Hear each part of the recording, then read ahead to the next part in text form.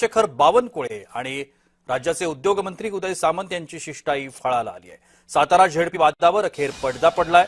दोन्ही पक्षातल्या वरिष्ठ नेत्यांनी फडणवीस आणि एकनाथ शिंदेंची भेट घेतली। सत्तेत एकत्र असताना वाद नकोत असं म्हणत दोन्ही पक्षातल्या वरिष्ठ नेत्यांनी साताऱ्यातल्या झेडपी प्रकरणाच्या वादावर अखेर पडदा टाकला। आपण या सगळ्या संदर्भात अधिक माहिती घेण्याचा प्रयत्न करूया। आमचे प्रतिनिधी मनोज दयाळकर आता माझ्यासोबत दूरध्वनीवरून संपर्कामध्ये आहेत। मनोज, अखेर साताऱ्यातल्या या वादावरती जो अधिवेशनात राडा झाला या सगळ्या प्रकरणावरती पडदा टाकल्याची माहिती येते, काय तिथली आत्ताची स्थिती आहे? बरोबर, आपण या ठिकाणी बघितलं तर सातारा जिल्हा परिषदेच्या निवडणुकीमध्ये आपण बघितलं ज्या पद्धतीने गोंधळ झाला, राडा झाला आणि त्यानंतर त्याचे पडसाद आजच्या अर्थसंकल्पीय अधिवेशनामध्ये दिसून आले।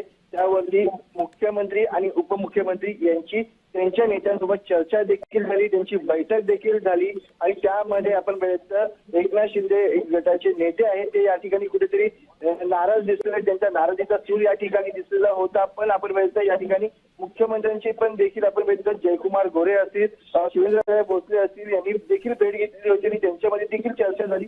पण आपण बघितलं यामध्ये एसपी यांचं निलंबन करण्याची मागणी करण्यात आलेली होती विधान परिषदेमध्ये आणि या ठिकाणी एसपीनं निलंबन करण्याचे आदेश देखील आपण बघितलं उपसभापती नीलम गोरे यांनी दिले होते आणि त्यानंतर एकनाथ शिंदे यांची देखील आपण बघितलं सभापती आणि उपसभापती यांच्यासोबत देखील बैठक झाली, त्यांची चर्चा देखील झालेली होती। पण या याच्यामध्ये आता बावनकुळे आणि उदय सामंत यांनी कुठेतरी महायुतीमध्ये कोणताही वाद निर्माण नको व्हायला यासाठी मध्यस्थी केलेली होती। पण आता त्यांनी आपण बघितलं एकनाथ शिंदे गटाच्या नेत्यांसोबत देखील चर्चा केलेली आहे आणि भाजपच्या नेत्यांसोबत देखील आमदारांसोबत देखील चर्चा केलेली आहे। पण या ठिकाणी पडदा पडतो का हे देखील पाहणं महत्वाचं आहे, कारण की जो गदारोळ या ठिकाणी पूर्णपणे पाहायला मिळत आहे त्यानुसार या ठिकाणी दोन्ही नेत्यांमध्ये आता संघर्ष पेटलेला दिसून येते, कारण की शंभूराजे देसाई हे पालकमंत्री आणि त्यांना मोठ्या प्रमाणामध्ये घेरला गेला होता, त्यांना पकडण्यात आलेलं होतं आणि त्यामुळे